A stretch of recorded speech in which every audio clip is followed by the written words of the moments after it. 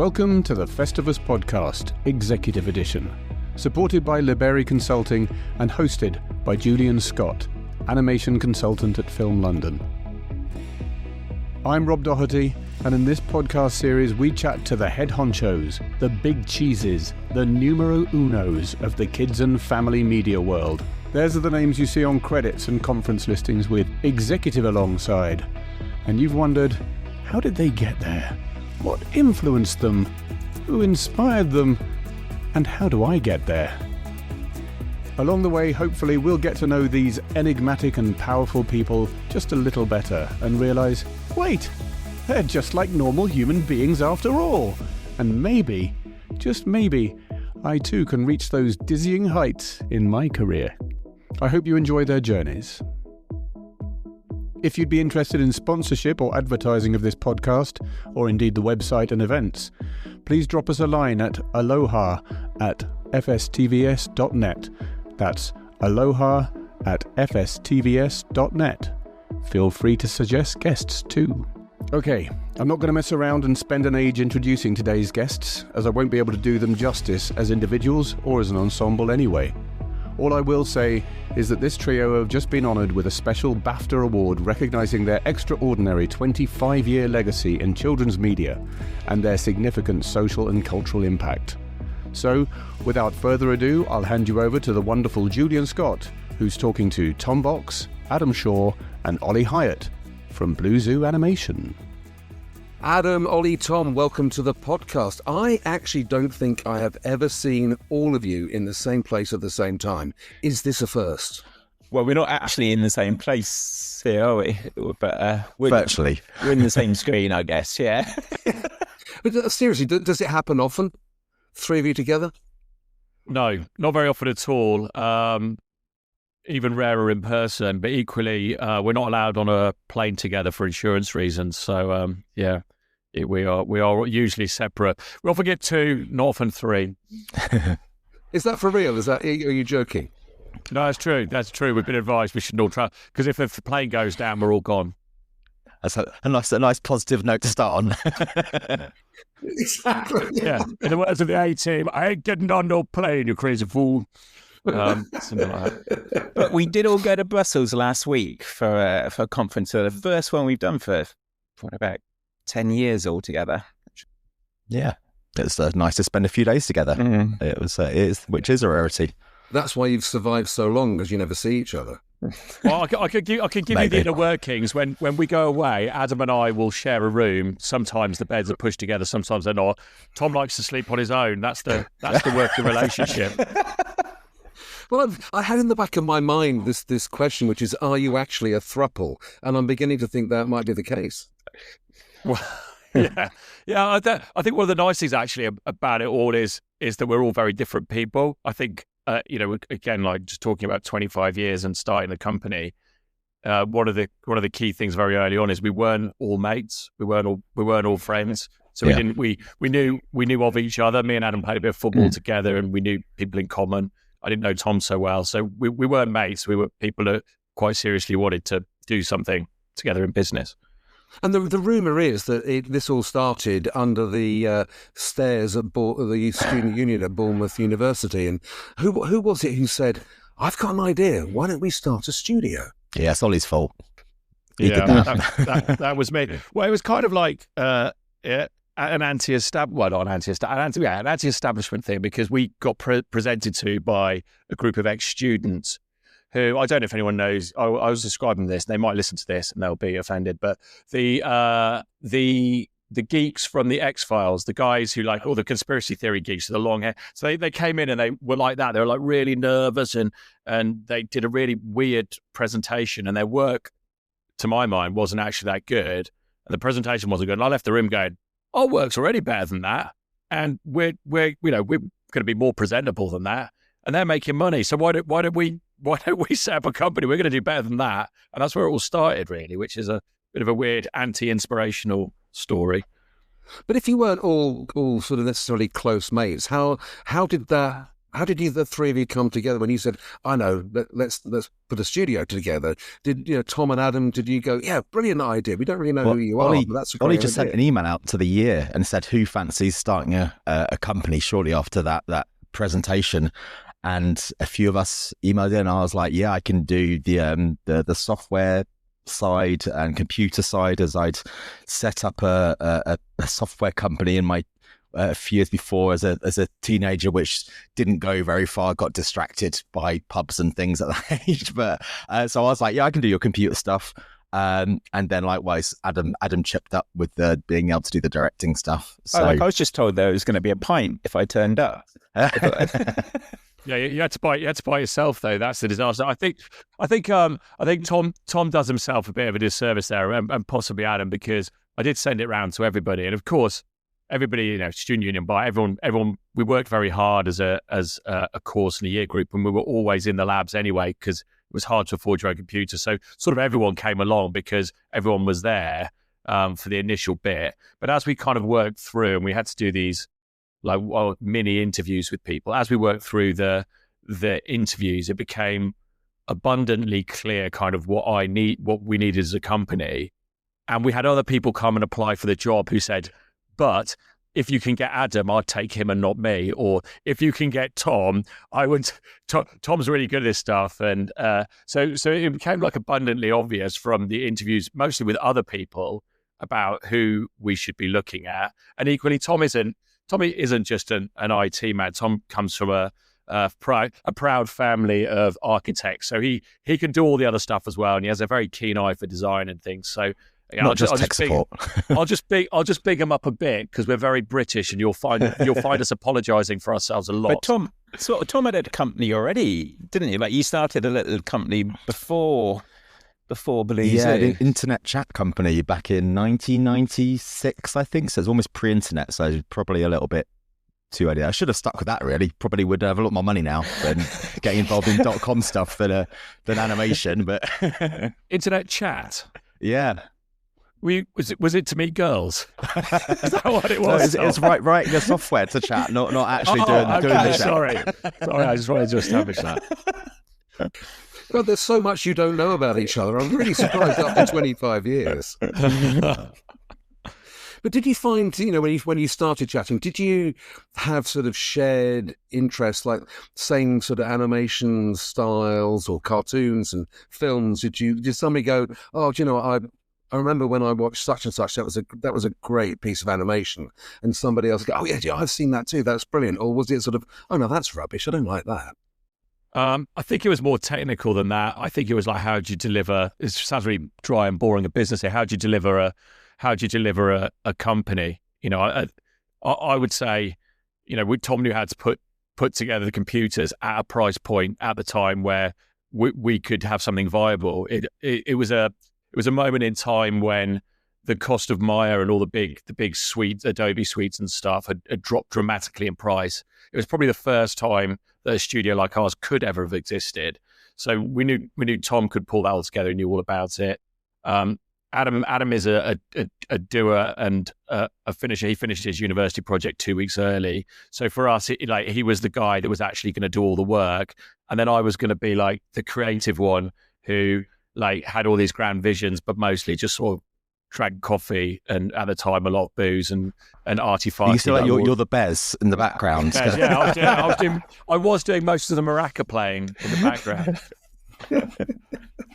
It wasn't anything as exciting. We all shared a bit. I'd say actually we've all probably got very different tastes in nearly everything, to be fair. But when we started, we were at university. It was only like a couple of years after the release of Toy Story, wasn't it? So that was a big, it was a big influence at the time because we were doing computer animation rather than in a traditional animation course. So I guess like that would have, sort of united, because it was the first time there was a, CG feature out there that had that level of success. Yeah, I guess quality. So I think the through line of what we wanted to do was quality, really. We didn't, and again, it was a different world, so you didn't have like YouTube slop and stuff like that at the time to compare it to, but we did want to be out there, and we had high ambition we looked at Pixar and thought as then kind of sort of independent studio, wow, look at these guys making these amazing films, the likes we've never seen of. Maybe one day we could do that. So I'd say that was one through line. And then the other through line is kind of a sort of morality, or a bit of a kind of hippie philosophy of things don't have to be as they always have been. We can do it better, and we can do it kinder. Because at the time, and maybe still now to this day, actually, VFX houses had a very bad rap for people working very long hours, not getting paid. You come in as a runner, you don't get paid for your year. So we thought there was possibly a better way and a kinder way to do stuff. Wow. Yeah. I mean, I think that as we fast forward, through time, and we'll come on to it a bit later. I mean, your B Corp status and being voted the best place to work several years, I think is a testament to what you thought 25 years ago about how you wanted your studio to be run. You've obviously carried that philosophy right the way through. But I want to go back to when you came out from underneath the metaphoric stairs in the student union. Did you have like a business plan that you polished off, and you went to the banks and said, "We've got this brilliant idea. Please give us £1 million," and they gave it to you, and you set up shop? I've still got the business plan upstairs. It's 2 sides of A4, and there's a coffee ring on it now. I don't know when that got on it, but I've still got it in a little keepsake thing. No, I think it was rather than like a big business plan of knowing an end point. It was a statement of like knowing that there was a moment in time. So if you think back 25 years, we just moved away from terrestrial. You could put stuff on ITV. There was funding from ITV, there was funding from the BBC, and you could make a living if you were on those things. There was no one else. We just moved into a world of free to air, and all of a sudden you had Nickelodeon coming in, you had other people and big US companies setting up more substantial bases in Europe. So we would have looked at that and seen opportunity.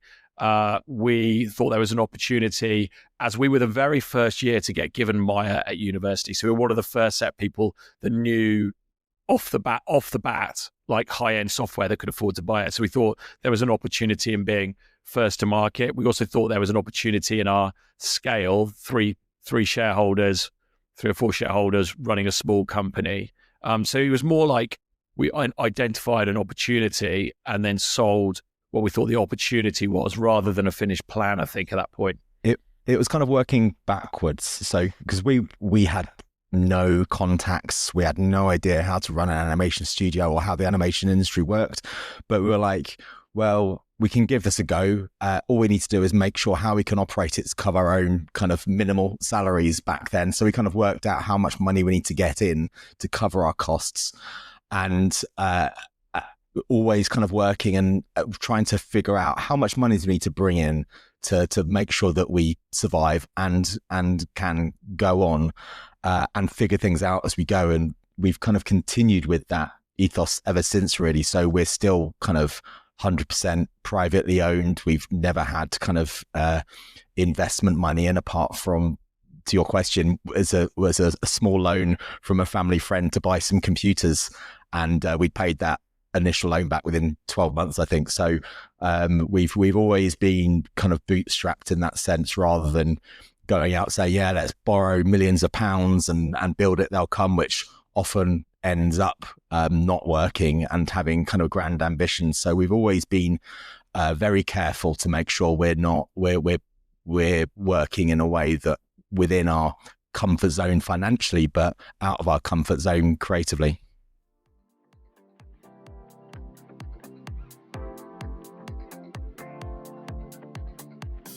Did you know that Festivus is so much more than just this podcast? Not only do we host regular free networking mixers in London, Annecy, Munich, Manchester, Bristol, Cannes, and many other locations, as we have done now for 21 years, via our website we have so much more industry-related information that can be accessed. More creative-focused podcasts to illuminate and educate, the latest industry news powered by Squiggly Magazine, the latest training courses, and other invaluable resources to help power your career. And we also have a jobs board to advertise roles directly to our 3,500 website subscribers and over 13,000 social media followers. Sign your studio up now and take advantage of our extremely reasonable rates for job postings. You'll be hitting the mother lode of creative talent. Go to FSTVS.net and start your day the Festivus way. And it's one of the things I was thinking when I was looking at your history and everything, and a question I've often asked is, is animation a business? And a lot of people who come out of university and say, I want to now create a studio based on what I've been doing at uni, and I love animation, but they're not business oriented. But there was actually a phrase that I think I read somewhere, which was, profit is an opinion, cash is a fact. Where did your combined business acumen come from? Was it inherent? Did you learn as you went along? Did one of you go, I get this, I'll take the lead on the business side of stuff? Like, isn't it a mix of our personalities? Because I think across us, Ollie's probably open to some more risks, and sort of me and Tom sit somewhere kind of a little bit more balanced or conservative, and it's just it's good always challenging to kind of say at what point is the right risk for us, and when isn't it? How can you live through a risk? Or like what's going to kind of, sort of kill the company. So it's always working within, like I said, this sounds really businessy, like a risk profile. But we are pretty tight. And that's in like the best sense of the word is like, we don't want to we have a lot of people who, when it's just me, Adam and Tom, and we were, this is the reality of it. When we were 21, none of us had any money to lose. So by setting up a business, it's a gamble for you lose something you haven't got. If you asked us if we'd do it again now, when we've all got 2 children, and more, we didn't all arrange to have 2 children, by the way. It just happened. It wasn't like a company plan. They're different. We need things fairly. They're different children as well. Yeah. It's good to know. Different wives. We've got different wives as well. It's all, but it's one of those things that, now we're older, and it's not just us. We have people that have been with us 20 years. We've had many people who've been with us, like I would say over 40 people who've been with us sort of 15 years, and they all rely on us because they've got family and they've got mortgages. So we always try and make sure that there's that buffer in the bank account that can hit when you hit the bumps, you've got something there you can fall back on. It's just sensible, really. It's not really clever business. It's just sensible. But when we started, like you're right, like we started with absolutely, sort of no business knowledge and no contacts, and it started off as a real grind. So I remember kind of going through a directory. We'd have to take it in turns each day, spending a whole day ringing up producers and directors. That was torturous, doing cold calling. It was horrible. Horrible. And that was to get work. Yeah, well, it's just to get an interest to perhaps send them a VHS show reel. So then, I mean, we knew the only way we're going to get work was pure luck.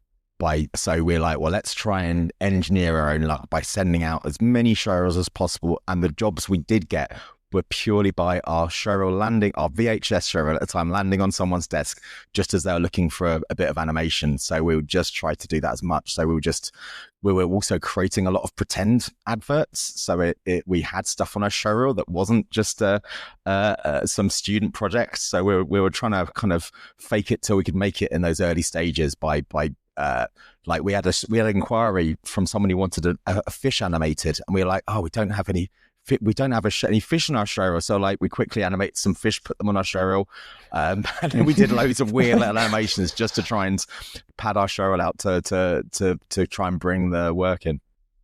I was talking to somebody earlier today, and we were talking about knowing your audience and sort of changing things in what in your pitches and your approaches to try and elicit something out of the person that you're talking to. And it sounds like you did quite a lot of that back in the early days.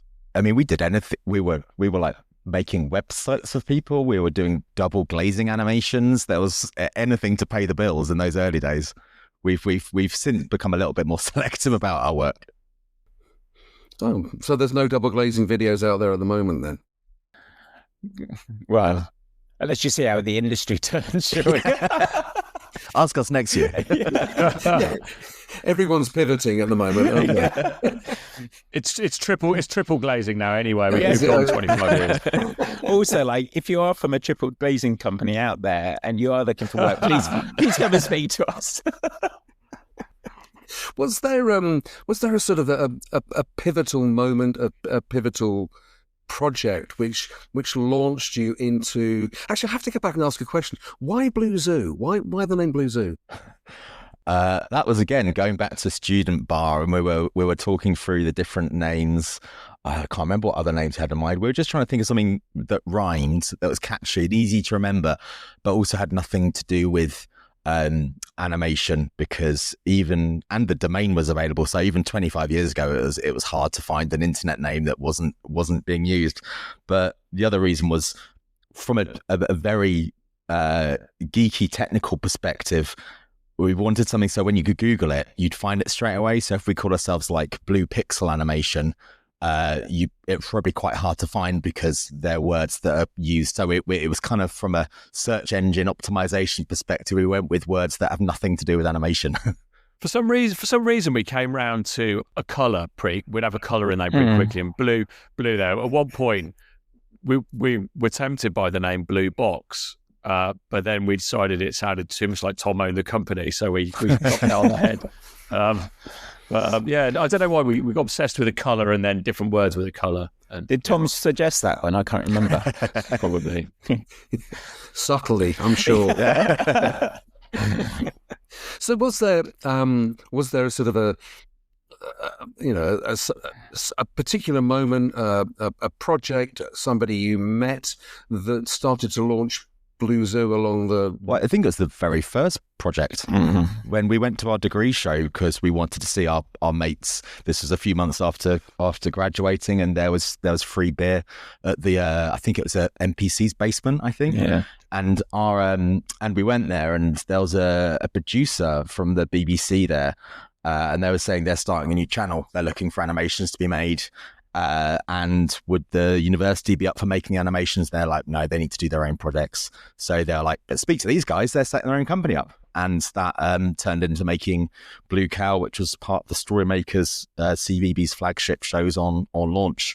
And then we ended up making 200 episodes of that, which took us through those bumpy first 2 years that lots of companies have. And that really got us the BBC as our very first contract, and really carried us through it into that kind of children's TV area, which who knows what would have where we'd end up if we hadn't had them as a first client. I'll add as well, because it's important too that that meeting at the student the student presentation was appointed to a meeting at BBC Big. So I remember, like, we were so nervous. We went and gathered in a pub beforehand, just around the corner from the old TV centre. And then the first person we got to meet was Kay Bembo. So, and Kay Bembo sort of carried with us right through all that time until she sadly passed away. And you know, she's someone that we're eternally grateful for the faith that she had in us then, and her willingness to both serve the industry, which was us, and the her overwhelming sort of passion for the kids as well. So and she's someone who had a massive talent. Yeah, took a risk on talent, which is so rare these days. Yeah. Yeah, I was going to ask that about the sort of the rarity of faith. I was reading an article in Broadcast, not about animation, but about the whole sort of development and pitching process, and the fact that commissioners now need to see so much material from people. I mean, animation, I mean, it's huge. I mean, they might want to see, you know, an animation test and everything else, all of which gets very, very expensive.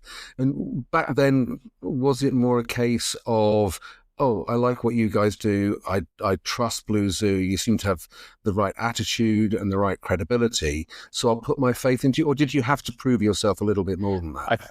I think as well, I think price point might have had something to do with it. They're happy they found someone. That was it. How can we make this cheap enough? So like we were basically 3 students working out. Literally, we started up from our investors' garage, and so like we were creating these episodes. We found ways to create these episodes within 2 or 3 days. It was I think insane. that's an important part of the way that we started and the way we've gone on is that it wasn't just being kind of creative visually and narratively, it was technically as well, because we had no render farm, and another company might have gone, okay, well, we need to borrow millions to buy a render farm to be able to make this, but we're like, well, is there another way? And we ended up making Blue Cow just by screen capturing all of the animation, which is kind of essentially doing GPU rendering about 20 years before anyone else was doing it. And we figured out how to get the animation made so each one of us could make one animation in about 5 days, I think, make a two or three matte animation. So we were trying to kind of use creative problem solvings in every single shape, and not doing it in the way that is just the expected way, where I think over the years when anyone said to us, oh, that's just the way it's done, we're like, well, let's see if there's a different way then, because there might not be. But I think so. I think we have to be honest though. I have to be honest though, Tom. Adam was doing his animations in 3 days and then helping us do it in 5 days. It was that's the reality of the situation. But also, in direct answer to your question, did it just happen and we moved along? No, it didn't. They offered us, so we'll do an episode. So we did an episode, and then they said, "Oh, brilliant! Well, you can have 6 episodes, which will form part of a magazine show." And then we delivered those 6. And they were like, oh my God, this is the best thing on the program. We need one in every episode. So that order bumped up to, I don't know, about I think it's 40, 50. Yeah. And then it just became like the most popular part of the show. So we did have to earn our stripes. It wasn't like, so you just went, here's 50. Mm-hmm. Well, that's a bit disappointing. I mean, when you did your presentation at Cartoon Business recently, you broke the studio's journey into sort of fairly distinct phases. Yeah. And we've probably sort of looked at, 2001 to 2005, which was survival and first steps. But then, from 2006 for the next 6 years, you talked about scaling up and shaping an industry. What did you mean by that? I think that was really going into our first steps into creating our own IP. Because one of the reasons we started the company was so we could be our own bosses and do our own things. Oli is, always keen on doing his own thing, going with his own ideas. If you tell Oli to do something, it's that you won't get very far. Oli's a very autonomous, independent person, and I think that has really fed through into the way Blue Zoo is, in where, to this day, about half all the shows we do are our own ideas or co-developed ideas. So those after we kind of did Blue Cow, Oli was really just doing the development stuff and then going out and figuring out how the industry works by going to those conferences and so forth and building those relationships. So it was those first steps into trying to make our own IP, which did take years to actually get anywhere with that. I remember my first year, we bought a ticket. We could just afford it. Bought a ticket to go to MIPCOM or MIP Junior. I can't remember which one. And by that point, we'd had Blue Cow airing, but nothing really else. So you can imagine if you've ever walked around that place where they've got the receptionists and the closed doors, just with no meetings booked in, you didn't know anyone, trying to get to meet anybody around. It was like a real eye opener. I think the fortunate thing is the next year we got nominated as part of that show. We got nominated for a BAFTA, and we started about to say, look, well, we're BAFTA nominated, and doors started to open. But again, like the cold calling, which was horrendous, that first year out at MIP where you knew no one, that was tough. I was going to say, then the opportunity to really start on our own IP came with those Scurvy Rascals project, in which we pitched into Nickelodeon. I think Oli, you pitched it into Disney first, of all, is that right? Disney came to us. They were holding the Disney Awards back when they were a sort of, I think, a much bigger thing in the UK. They were holding them at the Albert Hall, and they wanted a way of introducing the show. So they'd be this big set piece, and then the award, whatever the award was, would crash through the ceiling. The lights would come up on stage, and they'd be into the awards. And I pitched them this idea about pirates. And the pirates wanted to steal underpants, which was quite edgy, probably for Disney. So we did that. We did this. They sailed up the river. They crashed into the bank and landed through. And they were like, they went with someone else. They liked the idea with someone else. And I was like, this is a really good idea. The characters were really strong. So I said, look, let's take it to Nickelodeon and say this could be a show. So that was our first sort of little toe of owning our own thing. They would have had, by the way, Nickelodeon at the time were doing it was a really nice time in the industry. They were doing loads and loads of short form content, 3 minutes, 2 minutes, 1 minute. And there was a lot of opportunity to be really creative in a way that there just isn't now on those platforms. And so it's like a real moment in time, and they loved it. And they said, yes, of course you can make this for us and we'll pay you. We were like, no, we'll hold on to the rights if you don't mind for this one. And so then they obviously said, oh, okay. They offered us not enough money to make it. So we self-funded it from some of the money we'd made and made a pilot at that point, wasn't it? Pilot, yeah. We made pilot. They liked it. They said it was too long. Can we do it short? We did a 5 minute. They said, can we make it 3 minutes? And then I think they commissioned 6. So we made the 6. And from the 6, we managed to find a company that would help invest in the rest of it, a company called Intara, which now doesn't exist. But they helped us fund the rest of it, which Nickelodeon took. And that was really our start on the journey to IP. And the great thing about Scurvy Rascals and the follow-up we did to that, which is a thing called Stitch Up Showdown, it's because they were sort of 3-minuters and development things. And there was a lot of creative freedom. We pretty much did what we wanted on those. There wasn't really a big highfalutin exec saying, well, you can't do that, you can't do this. We just had so much fun, and they were super popular. But being quite naive, I think we did make a couple of episodes that got banned from television in the end for children. But yeah, it was great fun. I think what's important to mention here as well, like when we got the funding through the company to make the full series of 26, we completely sold, sort of like just to be able to fund the series, we gave up all the IP on it. And for us, it was all about it just puts us that next step, sort of like we're one step closer. We're not trying to make this, like our project that's going to, it was just like, okay, this is something that we're doing. This is something that we're doing now, and lead on to other things. We have fun making it. Yes, that we weren't on this deal because it gave us the most amount of creative freedom as well, so we could really kind of.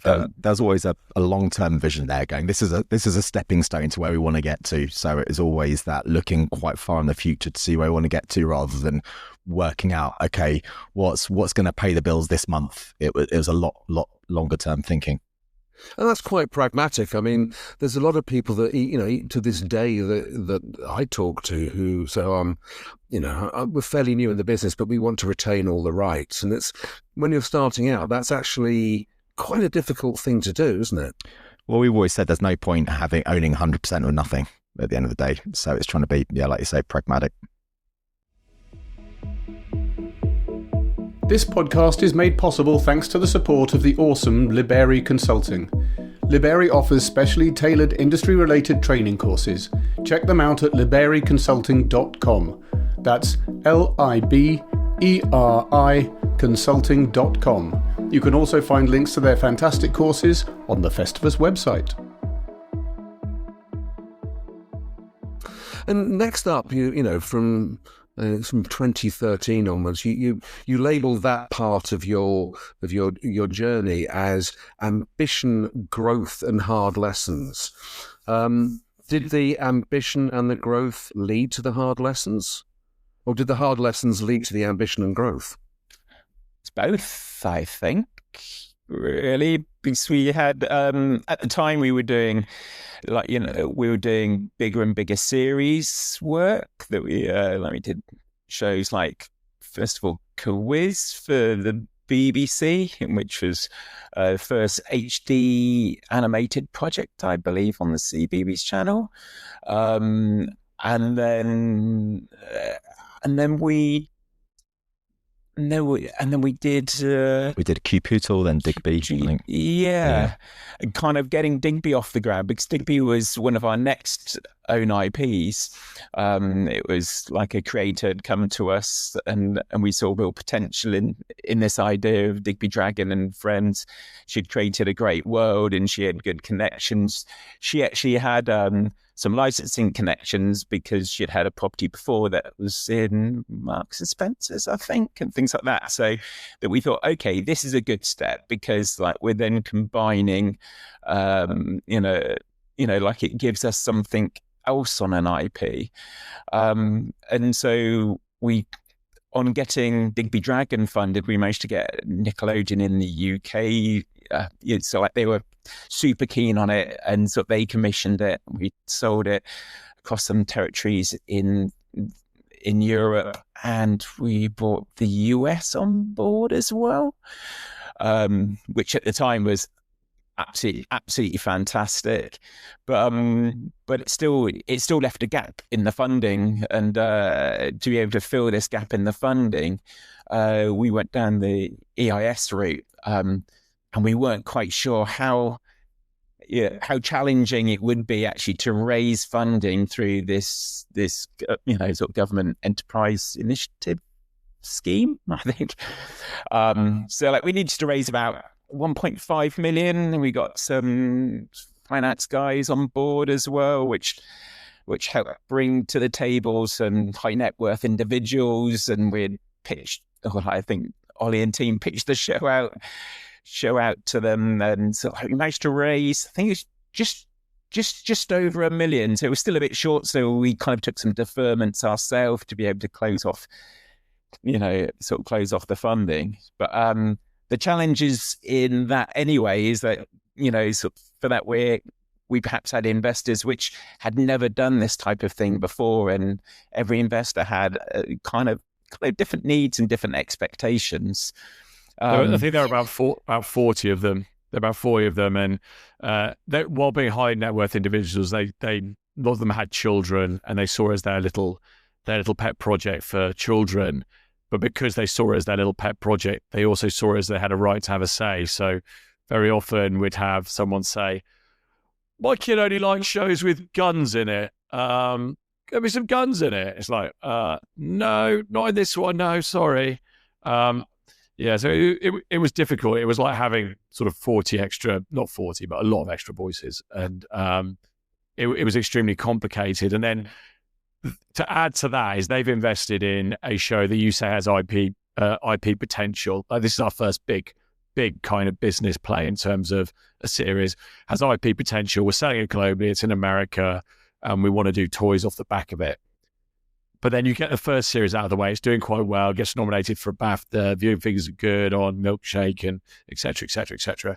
But then you hit a point where the toy companies are like, yeah, so is there going to be a second series? Does this have longevity? And then you say to the same investors again about, I don't know, 9 months after they put the first money in and not seen a penny, right, now we need to fund another series. And they're like, sort of, what? And I'm like, yeah, they need a second series before we can do toys. And they're like, we've just given you our money and you want more money. And so that was like a real eye-opener for us of like, oh gosh, we need to do something different.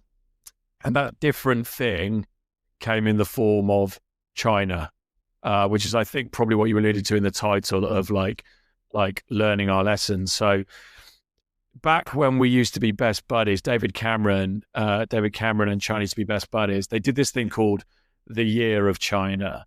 And as part of that, I always want to say that in a Trump voice, China. I always want to do the Trump voice. I don't know why, it's inbuilt.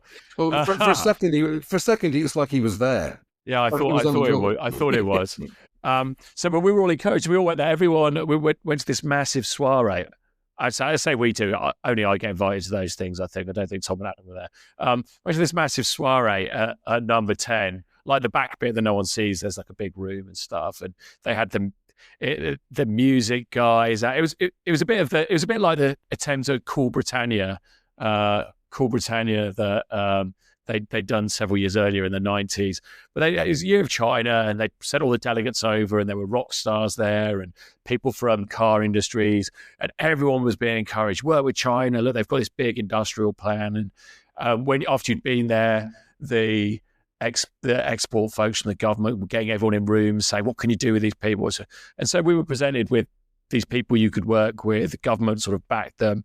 We got like really excited that they could help us fund this second series. So everything seemed to be going well. Their money was going to buy out the old EIS investors and leave us with them as our partner. They were going to invest, I'm going to say a number now, it's going to be wrong, but it's something like £120 million in Blue Zoo for content. Yeah, crazy amounts, crazy.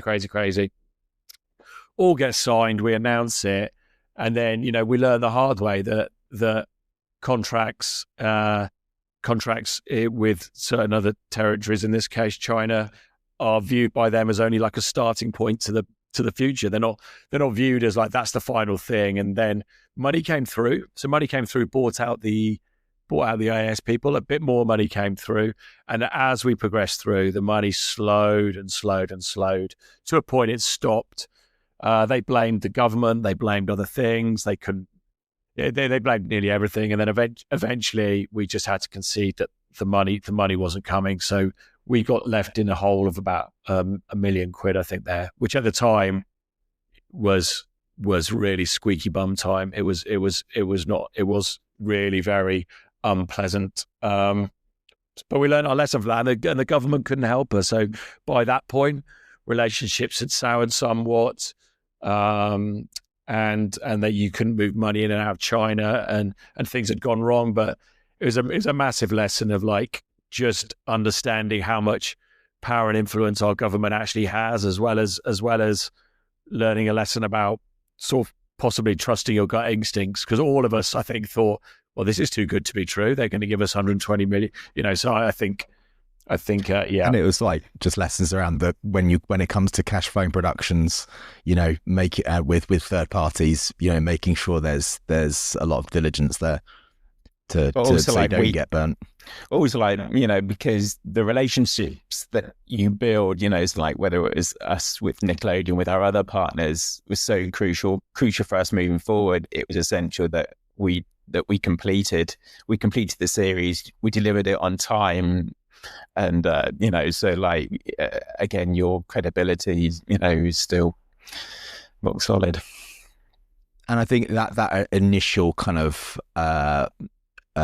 being very careful financially allowed us to build up those reserves so we could ride out those problems when you suddenly £1 million out of pocket and it doesn't send us under.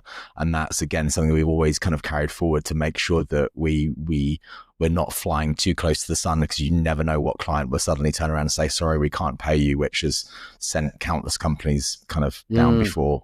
So it's something we're critically aware of.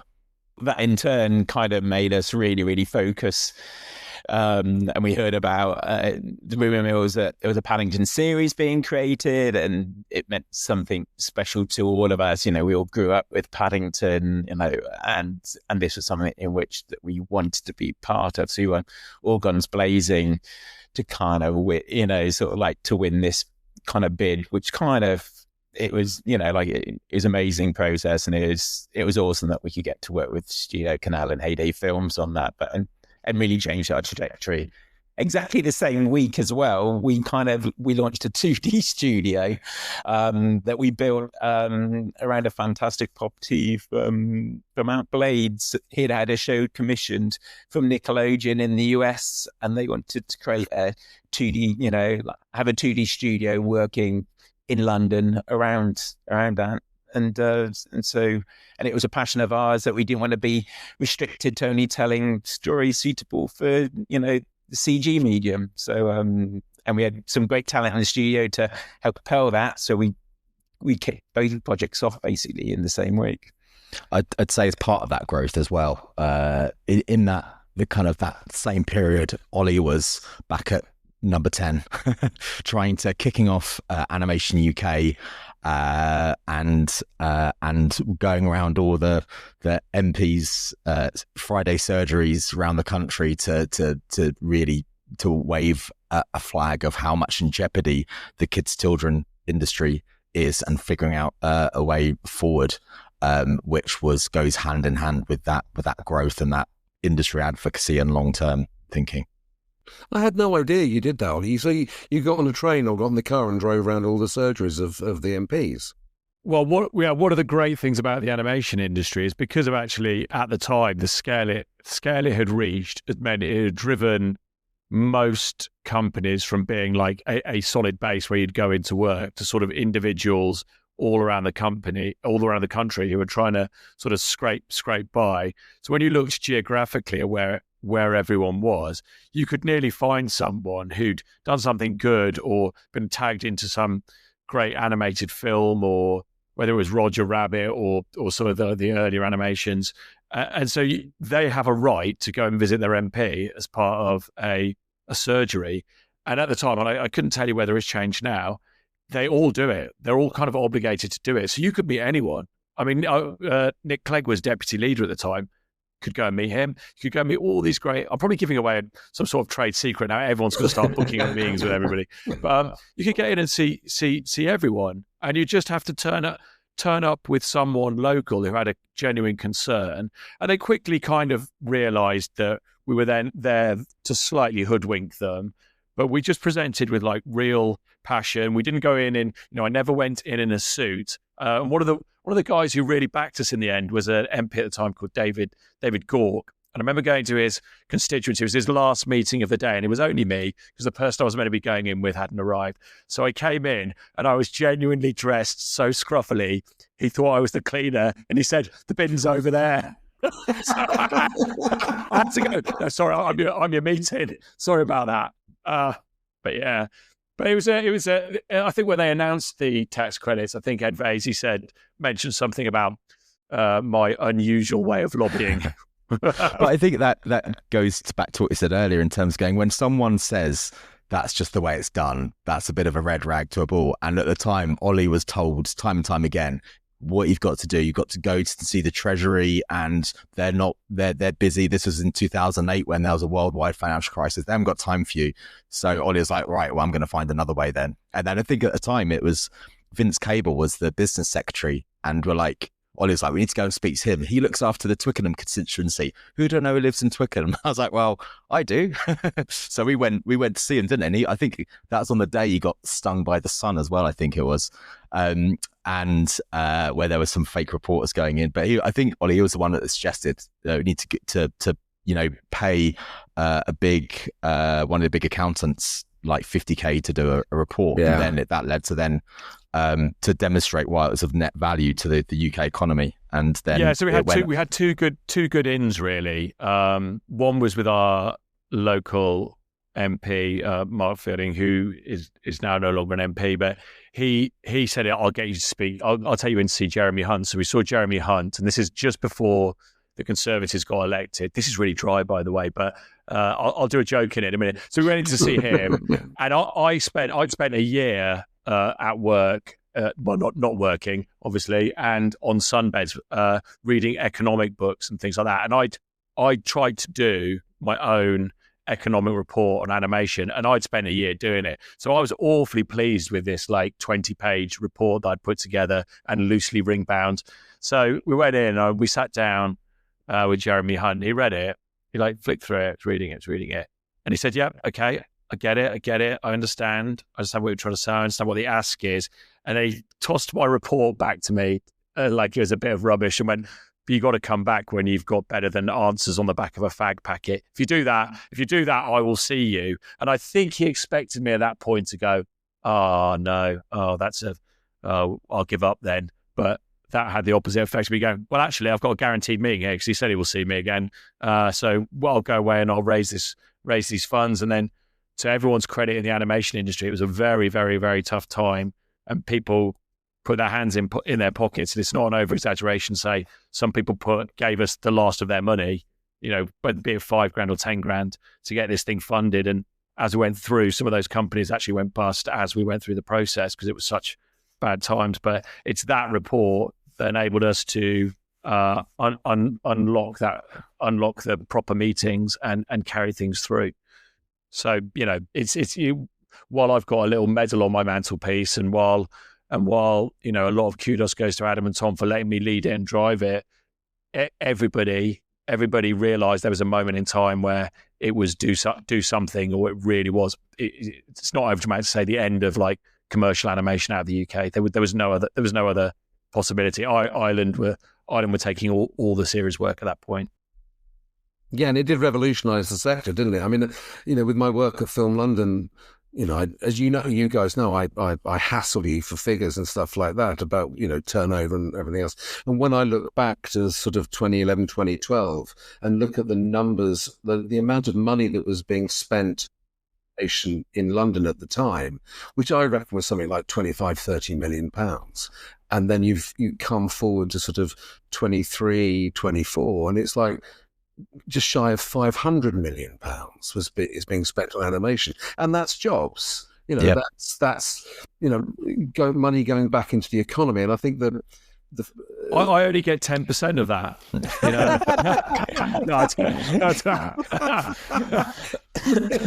You need a better agent. You need a better lawyer.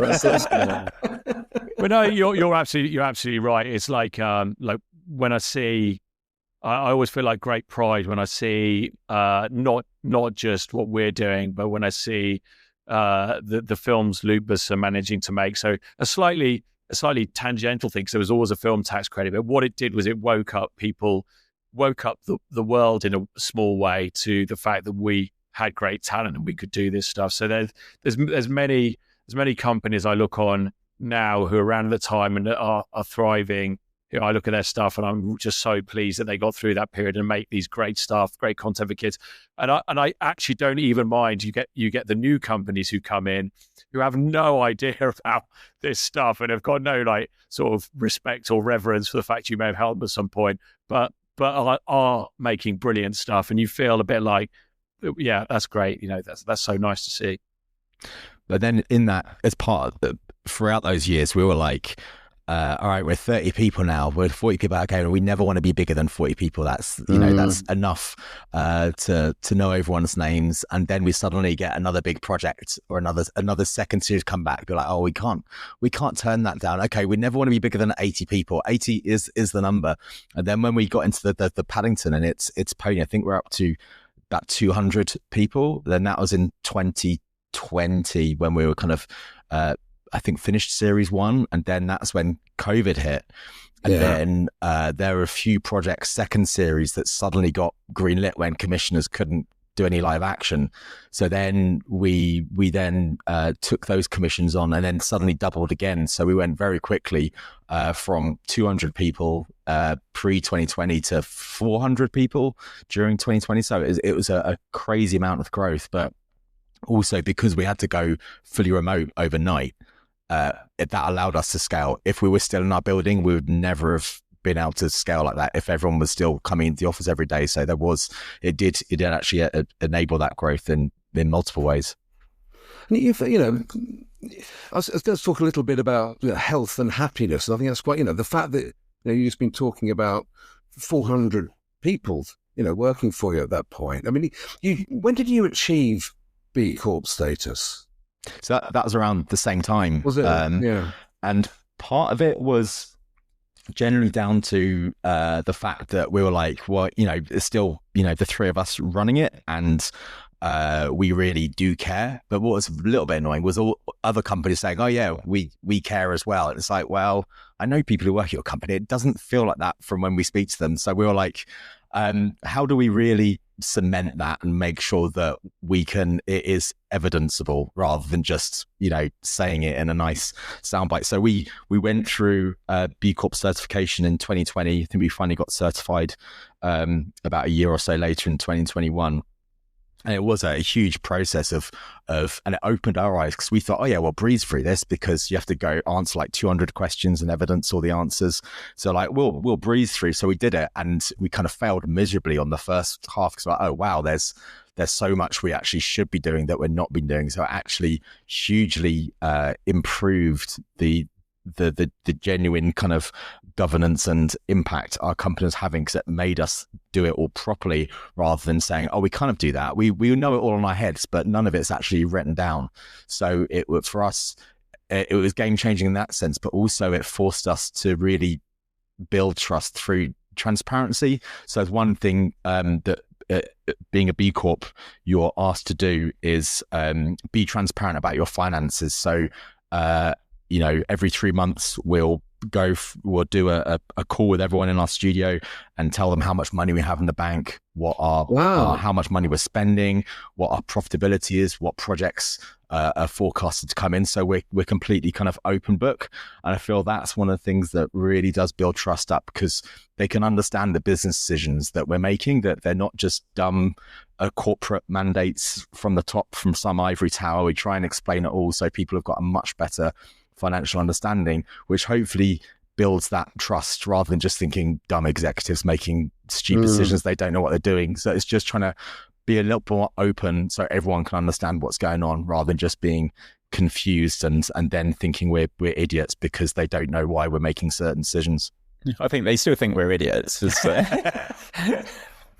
We're talking about transparency. Less so. But it sounds a little bit like that sort of B Corp certification was a certification of your own personal values and your own personal approaches that you have, excuse me, to running a business and employing people, going right the way back to when you first decided to put Blue Zoo together. I mean, we started it because we just wanted to make content that we're proud of and we enjoyed making. There was no more to it than that when we started the company, and we've carried that through now, where we want everyone to be kind of enjoying making content that they're proud of. So that has continued the whole time, and B Corp is a nice framework for allowing that, really, just to allow us to get on with what we're doing in a very human way that hopefully is profitable enough for us to use that profit to actually continue doing it in that positive way. So it's all also it is about. It opens your eyes, doesn't it, to the stuff that you think. So much of the stuff we thought we were doing and we were doing, but then there's things around the edges. So even as much as like, do 4 of us all travel to Kids Screen every year anymore, or do 3 of us go to MIP on a plane? Well, actually, could we get the train? Could we do a 2-hour meeting on the train? Avoid the faff of checking in to all these places on a flight, and so it just makes you think about like the little impacts you can have on like a daily basis by changing your ways. And again, I guess for us as well, the diversity thing is, we thought we were doing it already, but were we looking at the numbers enough? Where were we falling down? Were our staff viewing that we were getting the diversity right? And again, not in a tick boxy way, because I'm a massive believer that actually diversity is creativity. The only way you get creativity is by mixing sort of ideas and cultures and stuff. But were we achieving that? And it kind of helps you in a really boring way sort of structure that. I tell you what we are. We're structured hippies. That's what we are. We're like believing in doing good for the world, but we have it in a spreadsheet. Structured hippies. So I'm going to write that one down. You do take the health and welfare of the people that work with you very seriously, don't you? And you have. Am I right in thinking you have like a sort of a mental health, not sort of chat line, but isn't there something where anybody who's working at Blue Zoo, if they're struggling with mental health or feeling a bit overwhelmed, they can actually sort of, like, it's not a click on a button on an email, but don't you have like is there a WhatsApp group within the organisation as well that helps support each other? I mean, it's more about the little things, I think. So we do have, obviously, like most companies have people who are trained in mental health support, and like no questions asked reset days. So if someone is feeling overwhelmed, they can take a day off and take time to recover. But I think the main reason for me is that you can tell when you watch a show that everyone's enjoyed watching, and because it's generally enjoyable to watch. So it's it comes from a place where our company will thrive if everyone's enjoying working on the shows, because then you can sense that love and passion when you're watching the show. So it really comes from from just trying to make content that people have really loved crafting and enjoyed the time to actually make it, which goes hand in hand with the mental health side of it, I think. But going back to your question, we do have an outstanding people and talent team in which really, really do look after. I mean, like through all the years, I know we had these growths, but we've been evolving the company. We've got so many people, like we said at the beginning, which has kind of grown with the company, it's kind of passing and sharing, the ethos of building teams, looking after each other. The people in the talent team is then helping expand that out, especially with, there's a lot of hybrid working within the company, and it's kind of keeping that ethos going and sharing, getting people to be able to share early if they're having challenges, if they're having problems with the people around them. But then there is also a flip side of it, is when you have a company that's full of, lovely people really trying to make sure that there's an ego filter in the recruitment process. There's a downside to it as well when you start verging into kind of almost toxic positivity, when people almost lose the ability to critique others without worrying about offending them too much. And that's something that we really have to constantly look at. And one way we do that, for example, is we do like an Ask the Exec team every few months. And in that we have people say, can we do anonymous questions? And we say like, no, you can't do anonymous questions, because then that's kind of cultivating an atmosphere where people are happy to chat about people behind people's backs, and they don't learn how to phrase something without offending them. So it's really trying to rebalance the issue of toxic positivity by giving people the practice of phrasing things that they might cause offense, but there's always ways to phrase things in a way you're trying to help them rather than trying to offend them. So it's lots of kind of those little things to try and really bring a working environment that is genuinely positive, not just forced, ungenuine positivity. No, sure. And you also have a bunch of initiatives, don't you? Like the Next Gen Skills Academy, Charity Shorts, Young Animator of the Year. So it sounds, again, that sort of mentoring and inspiring the next generation of animators is very important to you guys individually, but also as Blue Zoo as a studio. Yeah, I mean, we've always been very involved with the whole industry. I think it kind of goes part with what we've been saying, where we've never thought, oh, let's just do this for ourselves. We're like, well, we generally want to help the whole industry, like, which is Oli spent half his career trying to push the whole industry up, which of course helps us, but it's the animation industry is a genuinely lovely place for lovely people. So you want to do things together as a group rather than just us doing it for us own, and doing the initiatives like working with Next Gen or any other people work with. Oli's been part of the NTFS board and Animation UK.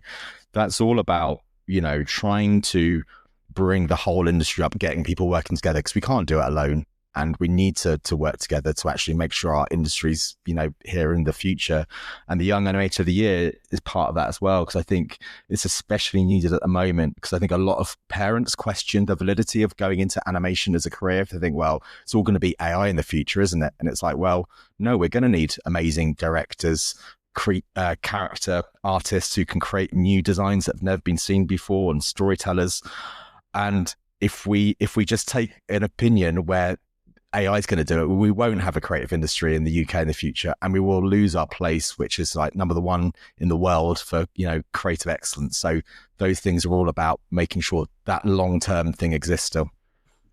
On the kids coming in, though, I think it's almost a flashback to like when we were young, because there wasn't an industry. So I certainly remember conversations with my dad. I mean, this goes back to school. I think he thought I should become a fireman, first of all. But when we had to set up the company, like he was like, "But what is this? Like, how are you getting?"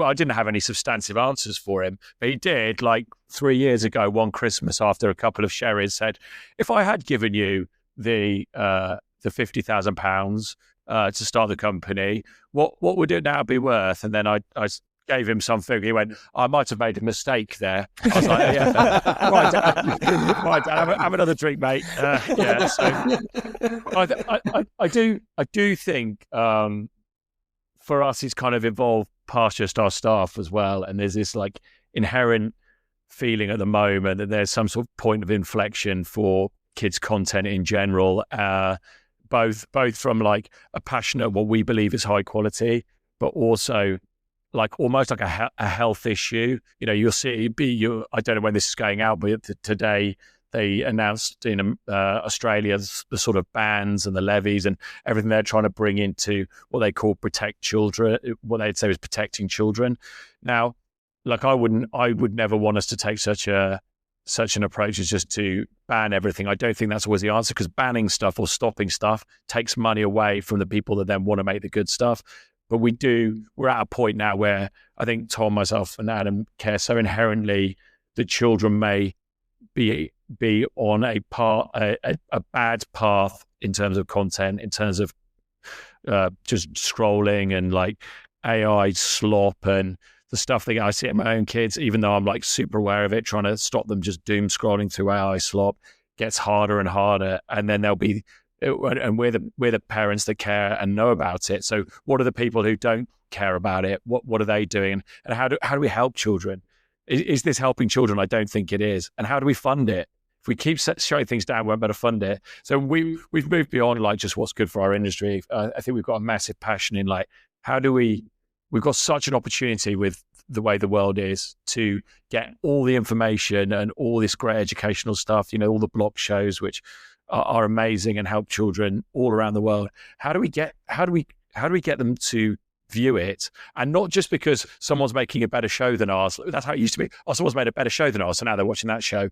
Now they have to find their way through a load of nonsense that's just been uploaded that a human hand hasn't touched. And I can sort of see where children just drown in this stuff, and they don't get the great heritage, and they don't get everything that CBeebies and, as I mentioned earlier, Cape Embo would have dreamt that they could have. A big diverge. They could see the world. They can see the world, and they can see the UK, and they understand what the values are. I think we're at a real inflection point, and there's some really important stuff going on right now around that in the world. Well, that's interesting because, I mean, the kind of the reason that we got together today was to celebrate the fact that, you know, BAFTA are giving you a special award for your, you know, delivering such amazing stuff over the last 25 years. And I think it was you, Oli, who said, you know, that you hope the award isn't just a nod to our past, but it's a cheer for what we do next at Blue Zoo. And, you know, reflecting back on what you've just said, what is next for Blue Zoo? If you're allowed to say. I mean, maybe it's top secret. I don't know. Well, Tom, do you want to talk about how we're shifting the development stuff? Go on, because that's the really interesting bit, to be honest. We're, I think, in terms of the future, one of the things we're doing is really just cranking up the experimentation. That's partly due because when you ask anyone what's going to happen in the future, no one knows, and if they say they know, they're perhaps being a little bit overconfident with their own take on it.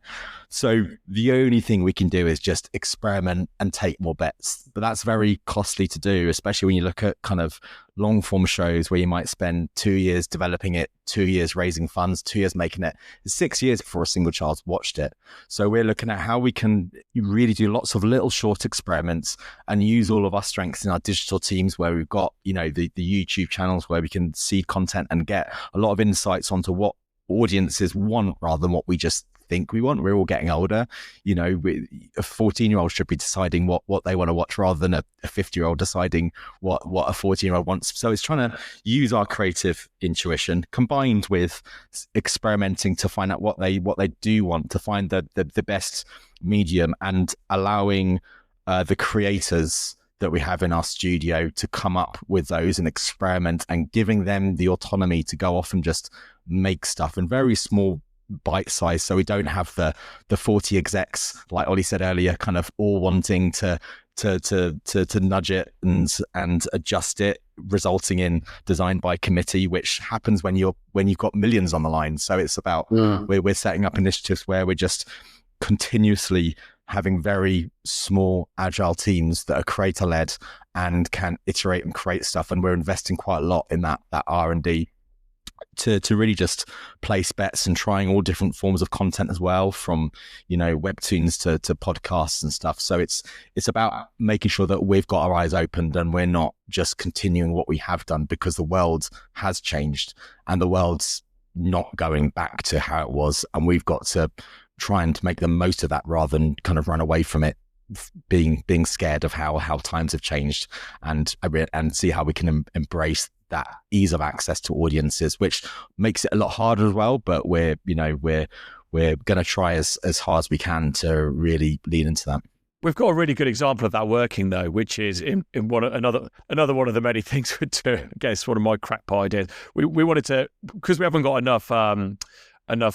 We don't do enough shorts to satisfy everyone who works for us, that they're getting an opportunity to tell their story. So we set up a picture book program. So we funded people to work with editors and book publishers to tell their story. And when they did it, we put it with an agent to go and see if they could sell it, which is very difficult. It's a tough market as well. And then we put everything on Amazon KDP and put a bit of promotion money behind it. I think we've done 6 books so far. And then the audience found a book. The audience found it. It's like you could literally see it. And started selling thousands within this period. It was about fireworks. So you can imagine the period that it started selling well in. But it also hit a note with certain religious festivals and people having celebrations. And this book just took off with completely organic, because we gave someone an opportunity to do it. So we could take the audience numbers and go back to publishers who'd previously said, no, we're not looking at anything. And now that girl from our studio has got a publishing deal. So it's and that's a real example. And if we can do that with our animation and with all the other apps and all the other projects we've got going on, fantastic. And it's also about making sure that we're not just taking it saying, hey, it's our IP now, that we're doing it and making sure that we're doing profit sharing. So it's a shared IP rather than us saying, hey, you did it in work time. It's our idea. We're gonna take it. Thank you very much. We're trying to be as equitable as possible, where we're funding it all, but kind of sharing the profits of each of those projects, so people are happy to put the confidence in to try and give that project a go. And we're being very transparent. Like, a lot of these projects won't work, but there's only one way we'll find out. Also, I was going to say, kind of looking into more partnerships and collaborations from slightly more unusual places and from outside the studio. So kind of looking at just where there's looking to see what people are wanting, where we can add value, what's going to have a positive impact, and kind of really, it's kind of exciting because it is kind of going down some very unusual routes. Really, really challenging at the moment because you're trying to work out this new path, many new paths, but at the same time, that's good, isn't it? Always being challenged. And also, we're constantly being asked, how can we make animation for YouTube cheaper? And we're like, well, we don't want to just tell our animators to animate faster. So we've been looking at technical solutions for that. And that's not just saying, oh, just get AI to generate it. We want people to be proud of the work. So we've developed our own kind of digital puppeteering tools, so one person can go off and make a show. So we had one example of that, which is called Silly Duck, where Alec Smith, the creator of that show, he designed the characters, did the voices, puppeteered it. And he had great fun making that. And that's on YouTube now, looking how we can then grow that, as we know the audiences like that. So it's a multi-stage thing where we've got what we call our ideas fund, which is every month kind of funding a little seed of an idea. And then we've got our content fund, where when those ideas do well, we can then fund bigger chunks of that to put it out there on all those kind of direct consumer channels out there.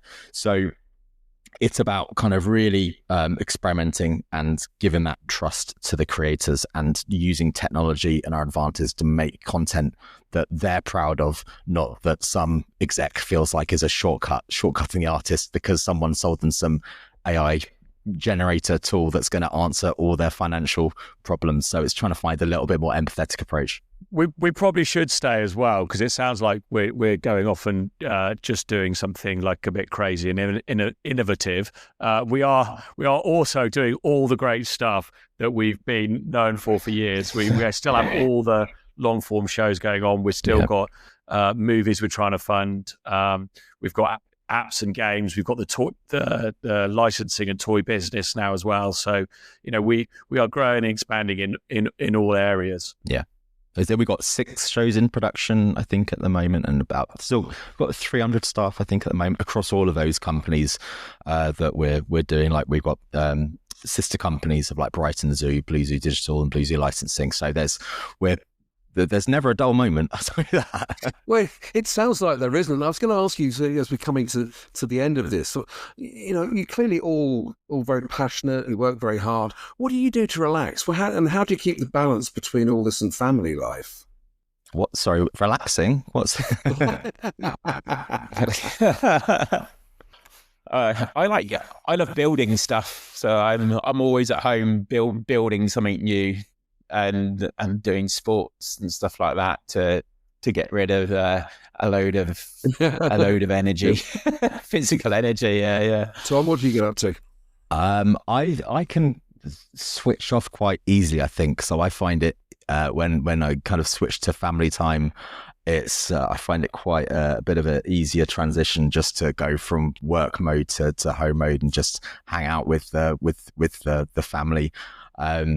So I have very geeky hobbies, which is like doing kind of visual creative coding and stuff. So that's a bit of like a busman's holiday, but it's what I enjoy. So yeah, but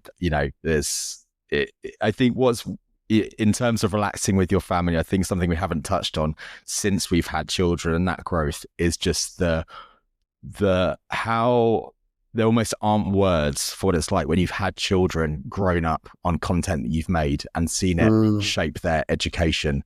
And I think that's one of the nicest things working in the studio, when you can see other animators and staff go on that route, that journey as well, having their children, and their children are watching shows that they've made and seeing such impact, which, we use that word a lot, but it is a genuine thing when someone's learned how a fundamental life skill through the animation that they've made as part of their day job. Yeah, that's a very good point. Apart from when your children don't like the content you've made and are very willing to tell you that. That's horrendous. So what do you do? I mean, I know you're forever injuring yourself playing hockey, aren't you? Yeah, I mean, I don't know if people know me, but I'm definitely neurodivergent and I'm dyslexic as well, and I struggle to switch off ever, so sleep becomes an issue for me, and mental health as well. But it's a question of like trying to distract myself creatively. So but you'll be well aware that I've written a couple of books. I'm writing another one, painting, playing sport with my kids. The only time I truly turn off is in the middle of a game of hockey, where you can't really be. Well, maybe that's why. Maybe I get so injured because I'm thinking of other stuff and I don't see the ball that's about to smash me in the face. But I struggle with that, which I think our industry is very well reported as being very neurodivergent. So I think it's good for me to be working with a company that understands that and can keep an eye out for you and stuff. But just hockey and hitting balls at people mostly. Sounds very constructive. Okay, we're going to last thing. We're going to play a very quick game of most likely to. So, of the three of you, who is the most likely to come in early? He lives closest. Tom, yeah, he's closest. Tom, Tom. Definitely Tom. Who is the most likely to procrastinate? Adam. If it's lunch, it's me. Yeah. I'm pretty good at that, I think. You're not sure, but you think you might be. You'll decide later whether you are or not. I'll get back to you. Yeah, exactly. And last one, who's the most likely to suggest after-work drinks? I think that's Tom now. Probably, yeah. I don't know if that's... I think it is. I think it would have used to have... Yeah. He's closest. This is just a geography-based quiz, isn't it? Yeah, pretty much. I think it would have used to have been me, but I think it would be Tom now. Yeah, I'm probably the one that's doing most of the events, organising the socials and stuff. Me and Adam have got boring. That's what this has revealed. I've just realised. I wasn't going to say anything, but it's nice that you brought that up. Boys, it's been so good to talk to you for the last hour and a bit. Congratulations again on this BAFTA Special Award, 25 years.